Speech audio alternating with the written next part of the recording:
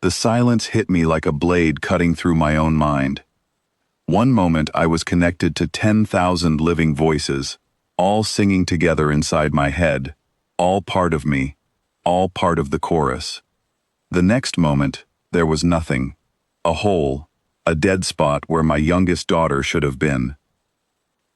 Urvashka, silent. Queens do not panic. We are trained since birth to stay calm no matter what happens. But in that moment, calm left me completely. I moved faster than I had moved in 300 cycles. My claws tore through the metal corridors of the hive ship. Guards jumped out of my way when they saw my face. I did not stop to explain anything to them. I did not have time. Something had happened to my daughter. Something had taken her from me. My mind raced through every terrible possibility. An enemy attack. A hidden weapon. A trap set by the humans we had only just stopped fighting a few months ago. My hearts were beating in 3 different rhythms, each one faster than the last. I reached her chamber and broke the door open with one strike. What I found inside was not what I expected. Urvashka was sitting on the floor with her legs crossed. Around her were small pink boxes, more than 20 of them, scattered like treasure across the floor. In her claws was a round piece of food, golden and shiny, half of it already gone. White powder covered her shell like frost after a cold night. She looked up at me with an expression that could only be described as pure joy. "Mother," she said, her voice muffled by the food in her mouth, "you would not believe this thing." I did not lower my claws right away. My body was still shaking from fear. "Your voice disappeared from the chorus, daughter. I thought you were gone.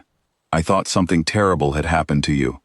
She swallowed slowly, clearly not wanting to stop eating. "Oh, that. I am sorry, Mother. A soldier named Cody told me that humans go quiet when they eat something really good. He called it losing yourself in the moment. I do not have a face like humans do, so I thought maybe closing my mind link would work the same way. I only meant to do it for a moment. I think I lost track of time." I stared at the box closest to her. Written across it in big letters were words like glazed and chocolate and honey. 23 boxes in total, stacked and spread around her like she had been given a mountain of treasure from another world. "You went silent," I said slowly, still trying to understand. "Because of food?" "It is not just food, Mother. It is something more than that." She lifted one of the round pieces toward me, sugar dripping from her claws. "The soldier who gave me these said his grandmother used to make them when he was small. He looked sad when he told me that. Then he laughed right after. Humans do strange things like that, sad and happy together, at the same time. I did not understand it until I tasted this. Now I think I understand a little." I sat down across from her, my claws finally relaxing. My daughter, the one who would one day lead the Second Fleet, the one who had studied battle strategy since she could walk, was offering her queen a piece of fried human food, with the same seriousness she once used when presenting me with a captured enemy banner. I took it from her claws. I will admit here, and nowhere else, that it was one of the best things I had ever tasted in my long life. "They gave up an entire war fleet to us," I said, licking sugar from my claws, Bloss trying to keep some dignity, "and this whole time they had this hidden away?"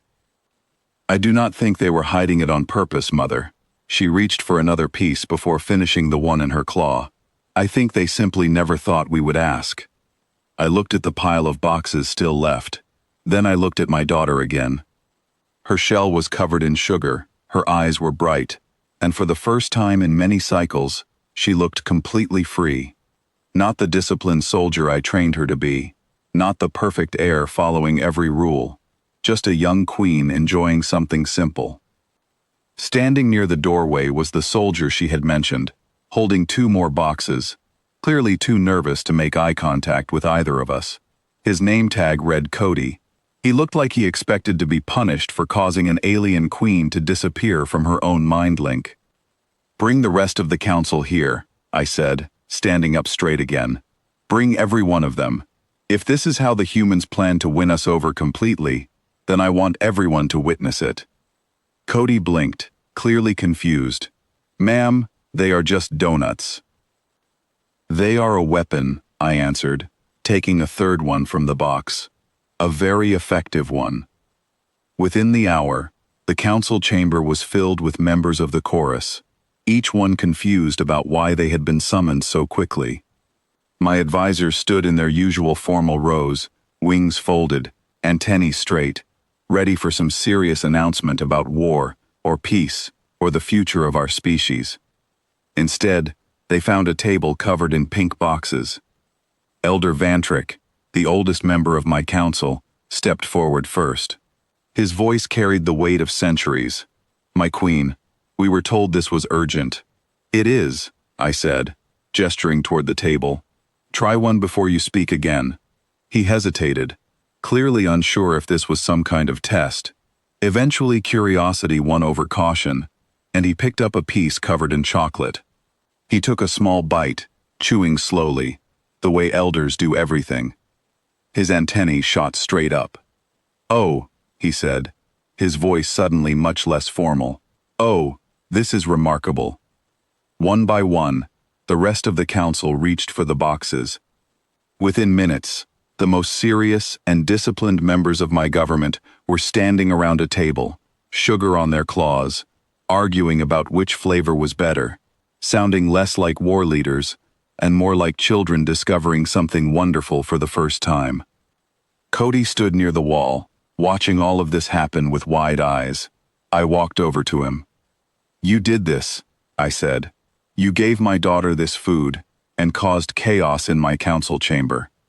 He straightened up immediately, clearly worried he had done something wrong.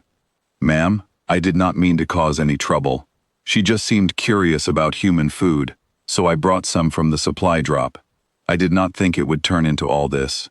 "It did not turn into trouble," I said, watching Elder Vantrick argue passionately with another council member about strawberry filling versus chocolate filling. "It turned into something else entirely. For many years, our people had been fighting the humans across different star systems.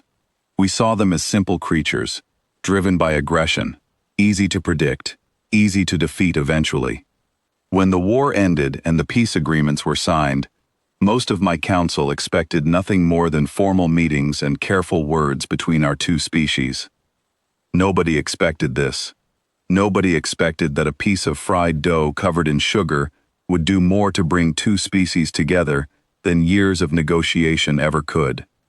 Urvashka appeared at my side, another piece of food in her claw, sugar still covering half her face. "Mother, Cody says there are other kinds of human food too. Something called pizza, something called ice cream. He says we have only tasted a small part of what they eat." I looked at my daughter, then at the room full of my most serious advisors laughing and arguing over pastries, then at the nervous young soldier standing by the wall, who had somehow started all of this without even trying. "Cody," I said, "I believe we will need more supply drops." He smiled for the first time since I had entered the room. "I can arrange that, ma'am." Later that night, after the council chamber had finally emptied and the boxes were mostly gone, I found Urvashka sitting by the observation window, looking out at the stars. She was quiet again, but this time it was a different kind of quiet, a peaceful one. I sat beside her. "You frightened me today," I said, "when your voice disappeared." "I know, Mother. I am sorry." She turned to look at me. "I did not think about how it would feel for you. I was only thinking about the food." "I understand now why you wanted a moment of silence," I said. "Some things are worth experiencing fully, without distraction, without the noise of 10,000 other minds telling you what to feel." She smiled, a small but real expression that reminded me she was still young, still learning what kind of queen she wanted to become. "Do you think the humans understand how much this small thing means to us? A simple piece of sweet bread?" "I think," I said, looking out at the stars with her, "that they understand something we forgot a long time ago.